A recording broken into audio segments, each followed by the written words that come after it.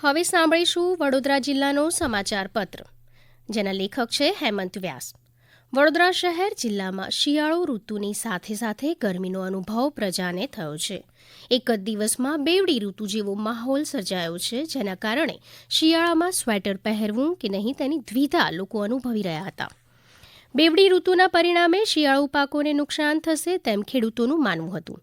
વડોદરા શહેર જિલ્લામાં બેવડી ઋતુના અનુભવને કારણે લોકોની સુખાકારી માટે આરોગ્ય વિભાગ દ્વારા ઘરે ઘરે સર્વે કરવામાં આવ્યો હતો.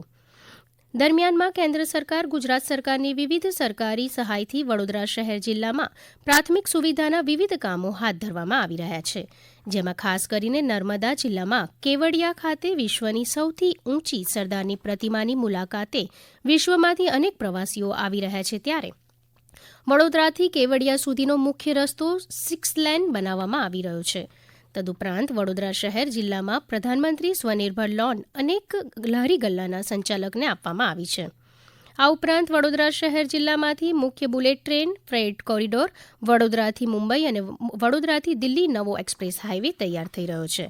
આ ઉપરાંત ગતિશક્તિ તેમજ સેન્ટ્રલ યુનિવર્સિટી પણ આગામી દિવસોમાં શરૂ થશે, જેને કારણે હવે વડોદરા શહેર જિલ્લો એજ્યુકેશન હબ બનવા તરફ અગ્રસર છે. નવી દિલ્હીના ભારત મંડપમ ખાતે યોજાયેલા પરીક્ષા પે ચર્ચાની 7મી કડીના પ્રારંભે પ્રધાનમંત્રી શ્રી નરેન્દ્ર મોદીએ જણાવ્યું હતું કે G20 દેશોના વડાઓને વિશ્વના ભવિષ્યની ચિંતા કરી હતી. એ જ સ્થળે આપણે પરીક્ષા પે ચર્ચા કરી રહ્યા છીએ. તણાવમુક્ત પરીક્ષા માટે પ્રધાનમંત્રી નરેન્દ્રભાઈ મોદીએ વિદ્યાર્થીઓને સામર્થ્યવાન બની દરેક પડકારોને ઝીલવા માટે પોતાને પ્રેરિત કરી તૈયાર રહેવા માટે જણાવ્યું હતું. તેમણે કહ્યું હતું કે સ્પર્ધા અને પડકારો વિનાનું જીવન ચેતનાહીન બની જાય છે, ત્યારે જીવનમાં આગળ વધવા માટે તંદુરસ્ત સ્પર્ધા હોવી જરૂરી છે. તેમણે વિદ્યાર્થીઓને પોતાની સાથે જ સ્પર્ધા કરી ઈર્ષ્યાભાવ વગર જીવનમાં આગળ વધવાની શીખ આપી હતી. મહારાજા સયાજીરાવ યુનિવર્સિટી ઓફ બરોડાના 72મા પદવીદાન સમારોહમાં મુખ્યમંત્રી શ્રી ભૂપેન્દ્રભાઈ પટેલે જણાવ્યું હતું કે પ્રધાનમંત્રી શ્રી નરેન્દ્રભાઈ મોદીના કુશળ નેતૃત્વમાં નવી શિક્ષણ નીતિના અમલીકરણથી ભારતની જ્ઞાનની ગૌરવપૂર્ણ પરંપરાનું પુનરોત્થાન થયું છે. આ નવી શિક્ષણ નીતિમાં મહારાજા સયાજીરાવ ગાયકવાડની પ્રેરણાના પણ દર્શન થાય છે. તેમણે વધુમાં ઉમેર્યું હતું કે નવી રાષ્ટ્રીય શિક્ષણ નીતિમાં માતૃભાષામાં શિક્ષણની હિમાયત કરવામાં આવી છે. દેશમાં હવે ઉચ્ચ શિક્ષણમાં પણ માતૃભાષામાં અભ્યાસ કરવામાં આવી રહ્યો છે. માતૃભાષા હોય કે નવોન્મેષ સંશોધન હોય, ભારતીય સભ્યતા અને સંસ્કૃતિ જ્ઞાન પર કેન્દ્રિત રહે છે. મહારાજા સયાજીરાવ યુનિવર્સિટી ઓફ બરોડાના 72મા પદવીદાન સમારોહમાં કુલ 231 વિદ્યાર્થીનીઓ અને 113 વિદ્યાર્થીનીઓને મળીને કુલ 345 સુવર્ણચંદ્રકો મુખ્યમંત્રીશ્રી અને મહાનુભાવો દ્વારા અર્પણ કરવામાં આવ્યા હતા. લોકસભા સામાન્ય ચૂંટણી 2024ને ધ્યાને રાખીને ભારતીય ચૂંટણી પંચની સ્થાયી માર્ગદર્શિકા સૂચનાઓ અંતર્ગત SVEEP systematic voters education and electoral participations દ્વારા સયાજીગંજ મતવિસ્તારના પોલીસ હેડક્વાર્ટરમાં છાવણી ખાતે પોલીસ હેડક્વાર્ટરની તમામ શાખાઓમાં એક્ટિવિટી એન્ડ વોટર અવેરનેસ પ્રોગ્રામનું આયોજન કરવામાં આવ્યું હતું.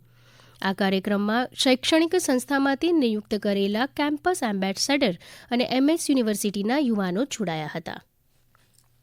વિમુક્ત, વિચરતી અને અર્ધ વિચરતી સમુદાયો માટે વિકાસ અને કલ્યાણ બોર્ડ સામાજિક ન્યાય અને અધિકારીતા મંત્રાલયના ભારત સરકારના સભ્ય શ્રી ભરતભાઈ પટણી વડોદરાની 1 દિવસીય મુલાકાતે આવ્યા હતા. સર્કિટ હાઉસમાં તેમણે વિચરતી અને વિમુક્ત જાતિ સમુદાયના પ્રતિનિધિઓ સાથે બેઠક કરી હતી અને અધિકારીઓશ્રીઓને માર્ગદર્શન આપ્યા હતા. આગામી લોકસભા સામાન્ય ચૂંટણીને ધ્યાને લઈને વડોદરા જિલ્લામાં જિલ્લા ચૂંટણી તંત્ર દ્વારા ચૂંટણીલક્ષી તૈયારીઓ હાથ ધરવામાં આવી છે. વિધાનસભામાં કર્મયોગીઓને તાલીમ આપવા માટે AC લેવલ માસ્ટર્સ ટ્રેનિંગ તાલીમનું શહેરના સરદાર પટેલ સભાગૃહ national academy of Indian railway Lalbagh Vadodara ખાતે આયોજન કરવામાં આવ્યું હતું, જેમાં જિલ્લાની વિધાનસભા મત વિભાગના માસ્ટર ટ્રેનર નિષ્ણાતો દ્વારા તાલીમ આપવામાં આવી હતી. આપ સાંભળી રહ્યા હતા વડોદરા જિલ્લાનું સમાચાર પત્ર, જેના લેખક હતા હેમંત વ્યાસ. આ પ્રસારણ આકાશવાણીના અમદાવાદ વડોદરા કેન્દ્ર પરથી કરવામાં આવ્યું.